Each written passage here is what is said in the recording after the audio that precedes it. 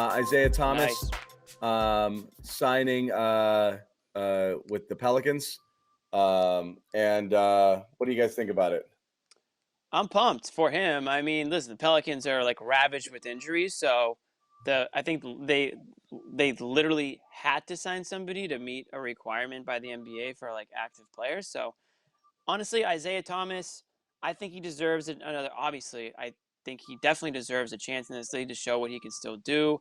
I mean, we don't have to rehash what he meant to those Celtics teams, a few years back, and I think there's a connection there between him and the fans that, you know, he can move back to, he seems like one of those guys that could like join the Celtics organization. If it didn't end the way it did, anyways, he could join the Celtics organization and be set for life here in Boston. I think that's how much he's loved by the fans here.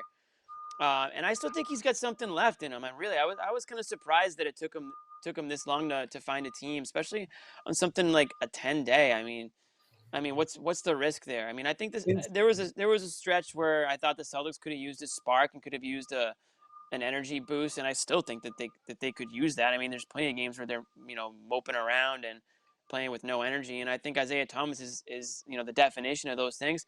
But they didn't want to bury Carson or Tremont Waters and some of these younger guys, and that would have happened if they brought him on. So I Well, guess the I see reality, it, but yeah, the reality is good for him. he's just been so wildly inefficient and ineffective post hip injury that you know what a like detriment he is. But let's see it. I mean, it's kind. I mean, I think he's had another surgery since, and like he's gone through the whole rehab and all this stuff. I mean, all I'm saying is I think. I mean, good on the Pelicans. Hopefully, he can get some playing time. I don't know if he will, but I think he deserves the opportunity to show that whether or not he can or cannot play in the league. So good on them. Yeah. Yeah, and the league has moved so fast since he was an MVP level player. We talk about like 2008, but even 2017 to 2021, the way this league has gone to a place where pretty much every team has 5 guys who can, execute a swish, get the matchup they want, and just scorch it. It's tough to be 5'9" or whatever he is, especially at this stage in his career, because literally the other team will go at him every possession. That's and the problem. There's no way around that.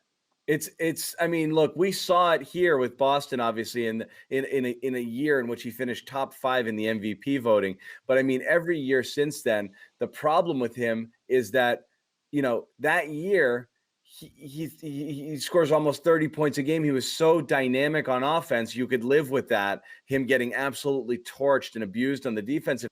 Every year since he's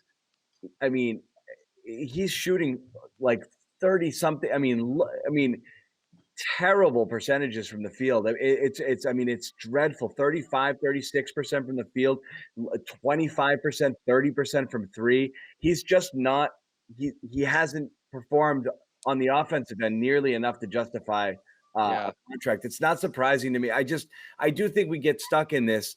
A lot of people do I mean, we did it a little bit with Tristan this year. Yeah, and it's not a great comparison, but you always remember that we did it with Jeff Teague is a better example. You remember the memory of a player as opposed to what they actually are today.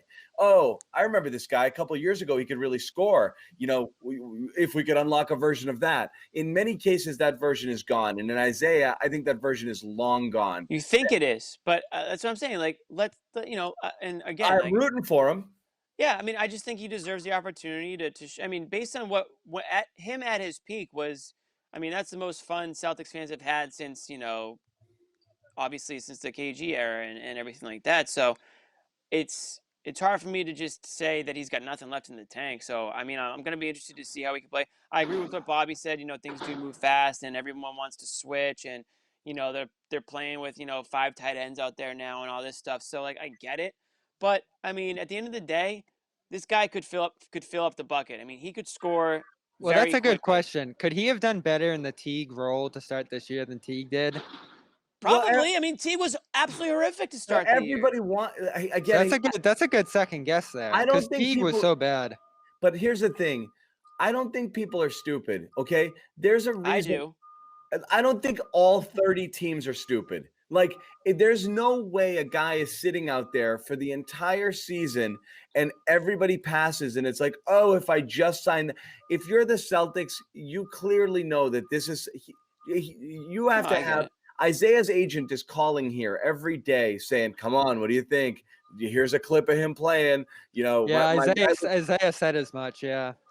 he's basically said like I mean Isaiah flat out Right. said like He's I've knocked done. on that door a lot and Right. they obviously don't want me here. Like it's the Celtics didn't just miss something, okay? Right. And then Brad Stevens, says what he has to say to the media today, like, oh, I'm sure he'll have a long, long career and all that stuff. It's like, well, nobody believes you Yeah. because like you had your No, chance, but and clearly, John, would you have taken him over Teague? I don't in hear hindsight or in Yeah, the in beginning of the hindsight. season. In hindsight, yeah. I think in hindsight, sentimentally. absolutely, because you already know what you got out of Teague, which was next I to don't think nothing. so. I think sentimentally, yes. I actually think, what we saw from Teague the 2-3 games before he was traded, if you got a version of that the rest of the way, you would have had a usable. John still loves Teague. I don't love Teague, but the version you saw near the end was a more confident player who was doing things, who was taking it to the basket, who was getting to the free throw line, who was, a more dynamic offensive player than I think Isaiah can be at this point in his career. Peak Isaiah, of course, it's not even close. I just don't think you're getting it. So I'd love. You're not going to get peak Isaiah, but he's a Yeah, good yeah, locker room. I think Have he's we a had good more fun locker room watching guy a team too. than we had with that team? That's the best. That's the best team since 2008. Okay, that was the most Right. fun. Of course, you want to see if you can capture a bit of that magic. Plus, yeah. you feel for the guy and you love the guy because he left it all out there. I mean, everybody wants to see it work here. Right. But it's the same thing when they like remake a movie 10 years later, 15 years later, and I'm like, I don't want to see that movie. I just want to remember the movie the way I liked it before. Like I didn't want to see the second Zoolander. That was a bad sequel. But let's just But let Home that. Alone 2 was sweet though, so you never know. You just never know. But if the sequel comes out right after, you don't ever want to see a sequel if you waited 10, 12 years for it, because that's a force. So I think Isaiah here would have been Zoolander 2. Like, I don't want to watch it. I just want to remember the good version of it and then leave it at that. And if he came back here, I think it would be bad. It would fail miserably. And then you'd remember that instead of the good stuff. My only rebuttal to that is don't downplay. I think Isaiah Thomas is a very good personality, a good locker room guy. He has a history of playing with Smart.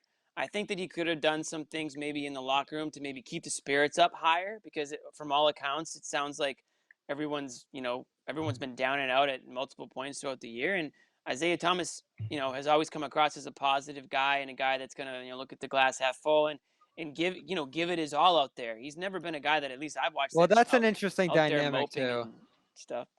So T comes in here and he's pretty quiet. He just of course does he's a new guy. Yeah. Could Isaiah have come in here as the 15th man and gotten that welcome, like, oh, the King's back, it's his team, like him holding court?